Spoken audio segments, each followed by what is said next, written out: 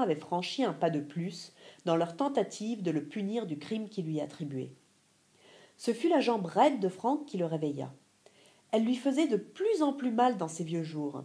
Il se leva et descendit l'escalier en claudiquant, dans l'intention d'aller à la cuisine remplir à nouveau sa bouillotte d'eau chaude pour soulager la douleur de son genou.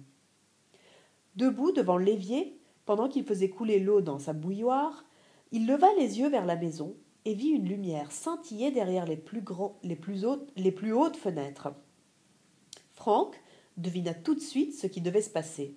Les enfants étaient à nouveau entrés dans la maison, et à en juger par cette lueur tremblotante, ils avaient allumé un feu.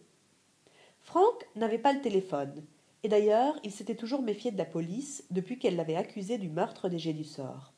Il posa la bouilloire, remonta l'escalier aussi vite que le lui permettait sa jambe raide, puis redescendit dans la cuisine, après s'être habillé et après avoir pris une vieille clé rouillée pendue à un crochet près de la porte. Au passage, il saisit sa canne posée contre le mur et sortit dans la nuit. Ni la porte d'entrée de la maison, ni les fenêtres ne semblaient avoir été fracturées. Franck fit le tour par derrière et s'arrêta devant une porte presque entièrement dissimulée par le lierre.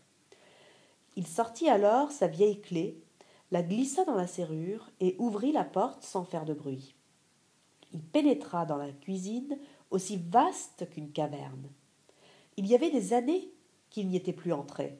Pourtant, malgré l'obscurité qui y régnait, il se rappelait où se trouvait la porte donnant sur l'entrée et il s'avança à tâtons dans une odeur de moisi, l'oreille tendue pour essayer de percevoir des bruits, de pas ou des voix au-dessus de sa tête.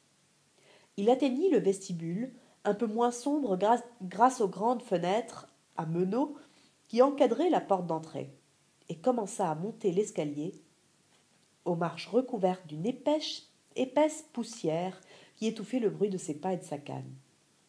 Parvenu sur le palier, Franck tourna à droite et vit tout de suite où se trouvaient les intrus. Au bout du couloir, une porte était entr'ouverte et la même lueur tremblotante brillait par l'entrebâillement, projetant une longue traînée d'or sur le sol obscur. À petits pas, Franck s'approcha, empoignant fermement sa canne. Lorsqu'il ne fut plus qu'à quelques dizaines de centimètres, il aperçut l'intérieur de la pièce dans l'espace que délimitait l'étroite ouverture de la porte. Il y eut alors la confirmation de ce qu'il avait deviné. Quelqu'un avait allumé un feu dans la cheminée. Il s'immobilisa et écouta attentivement, car une voix lui parvenait de la pièce. Pas une voix d'enfant, mais une voix d'homme, qui semblait timide, craintive. « Il en reste un peu dans la bouteille, maître, si vous avez encore faim. »« Plus tard, » répondit une deuxième voix. Mais c'était aussi une voix d'homme, mais elle était étrangement aiguë et froide, comme un coup de vent glacé. Quelque chose dans cette voix fit se dresser les quelques cheveux épars qui restaient sur la nuque de Franck. « Rapproche-moi du feu, queue de verre !»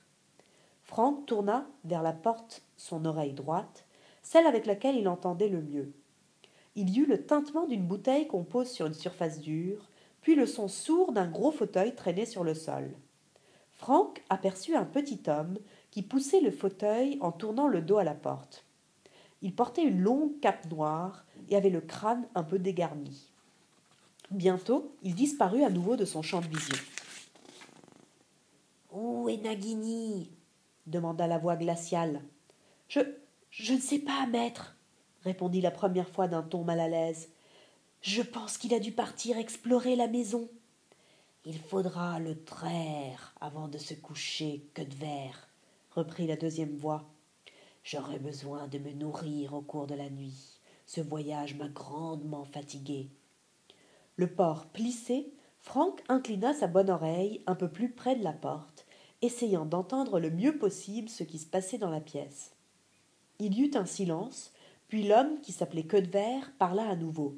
« Maître, puis-je vous demander combien de temps nous allons rester ici ?»« 1 semaine, » répondit la voix glaciale. « Peut-être plus.